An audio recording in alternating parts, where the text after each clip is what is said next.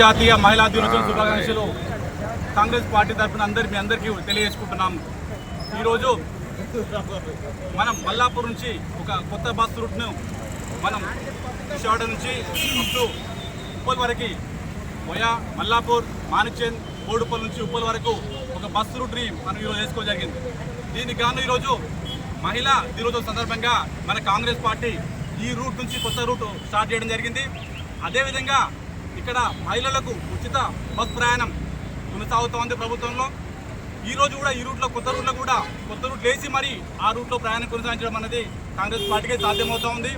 ఏ రూట్లైనా ఇలాంటి సమస్యలు ఉన్నా సరే మా కాంగ్రెస్ పార్టీ ముందుండి పరిష్కరించడానికి ముందుందని మేము ఈ ముఖ్యంగా తెలియజేసుకుంటున్నాం.